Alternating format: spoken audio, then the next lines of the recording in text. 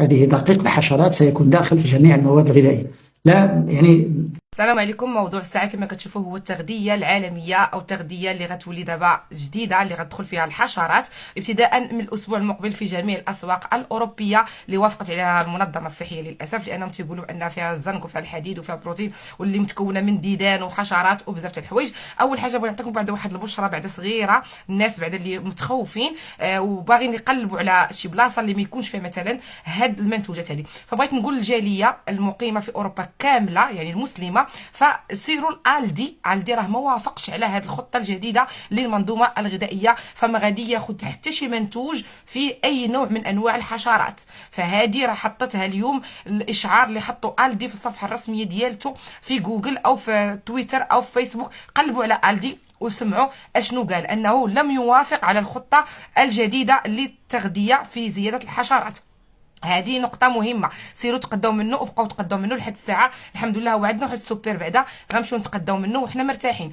ثاني حاجة بغيت نقول لكم المواد اللي راها غادي يدخل فيها الحشرات اللي هي الدقيق الابيض، الدقيق القمح، الشوكولا اللي تيموتوا على الشوكولات غير نساو دابا ديروا الريجيم، القهوة اللي عشاق القهوة يصبحوا عليها على الصباح شربوا اتاي حيدوا عليكم القهوة، الحليب بودرة، الناس اللي كيرضعوا وليداتهم حليب بودرة رضعي ولدك طبيعي ربي يعطيك الرضاعة طبيعية حيدي الحليب بودرة، البسكوت، الخبز اللي كنشريو من الزنقة حتى هو فيه يعني بزاف تاع الكورنفليكس كذلك حتى هو غادي يكون فيه.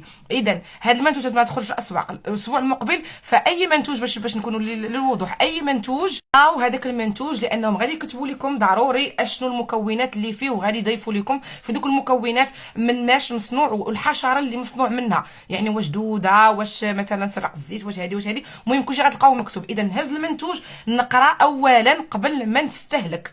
وثاني حاجه الا كنا مثلا غادي يدخلونا مثلا شي ارقام اللي حنا ما نكونوش عارفينهم، اولا نسميو الله ذكروا الله على اي حاجه بغيتو تاكلوها. واخا الناس دابا كانوا كياكلوا بلا ما يسموا الله، دابا خصكم تسميو الله. للاسف نتوما دائما ملي كتجي شي حاجه عشت كنبداو نذكروا الله. للاسف اعظم الناس واخا هادشي خص يكون فيكم يعني فطره ديالكم، دائما نقولوا بسم الله الذي لا يضر مع اسمه شيء في الارض ولا السماء هو العلي العظيم. دائما نستعينوا بالله ونوكلوا فيهم الله سبحانه وتعالى، ونتمنوا ان هذاك الشيء اللي خايفين منه هما المجاعه وهادشي اللي كيقولوا عليه انه ما يوقعش، ونتمنى من ربي انه يخرجنا من الازمه، لان كل عام كيجيبوا لنا ازمه جديده. ها كورونا دابا المنظومه الغذائيه الله يغلبنا عليهم باغيين يقضيو على البشريه.